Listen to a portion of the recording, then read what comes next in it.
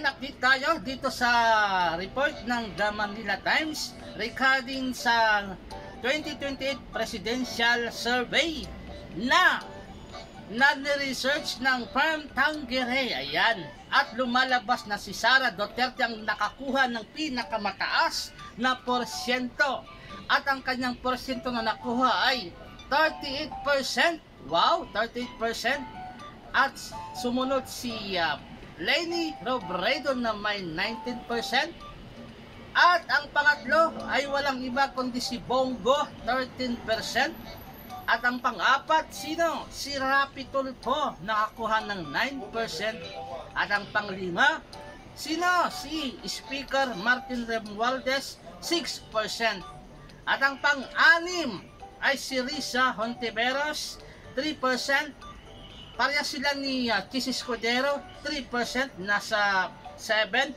At ang pang-walo at pang-siyam ay parehong nakakuha ng 1%. Dito si Robin Padilla at si Amy Marcos. Yan ang balita dito sa Presidential 2028 Survey.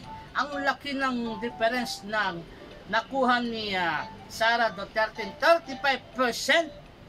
Kumpara dito sa kanyang mga nasa baba, ang sumunod na 19, 13, 9, 6, 3, 3, 1, 1. So ayan, automatic pag yan ay tumakbo ay sure win na. Oh, diba? At tumako naman tayo dito sa survey na sinagawa sa Vice President. Ayan, Vice President naman tayo. Ano? Vice Presidential Survey na linabas. At ang nangunguna nga ay sino? Si Bongo. Ayan, si Bongo ulit ang number 1. Wait lang, may customer. Leonggo. Wait lang, may customer.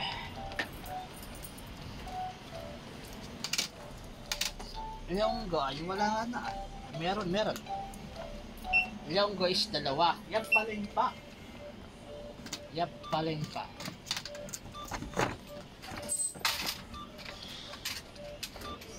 Thank you. Okay, ituloy natin ang ating binabalita update dito sa Vice President. Kung merong presidential survey, at least meron naman tong Vice Presidential Survey. Okay, sabi ko nga, ang nakakuha, sino? Si Bongo, Senador Bongo, 38%. At ang pangalawa, si Senador Bam Aquino na may 22%.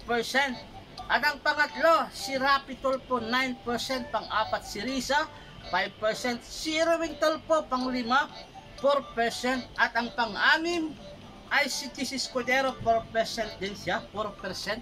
Sila ni Amy Marcos, 4% ulit. At si Robin Padilla ay 3%.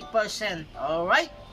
Yan po yung lumalabas. So pag nagkataon na nagtandem itong nasa PDP laban si Sara Duterte at saka si Bongo, ay tiyak na panalo na sila kasi nga sa Vice President ay 38% ang nakuha ni Bongo. At sa President naman ay si Sara ay nakakuha ng 35%. Okay? Yan po dito sa The Manila Times. Again, baka sabihin nyo ay fake news. Ito ay nasa The Manila Times. Ayan, basahin natin yung sinasabi ng The Manila Times. Ayan. The Manila Times, ang sabi niya dito ay President Sara Duterte and Senador Bongo have emerged as the early front-runners for the 2028 presidential and vice presidential races, respectively, according to the latest non-commissioned survey research firm Tanggere. Ayan po yung nasa The Manila Times. Okay? So hanggang dito na lang po ang ating update. Ayan, abangan nyo po yung ating update, latest na viral, okay? Dito sa mundo ng politika. Alright, maraming salamat. Thank you. Bye-bye. Thank you.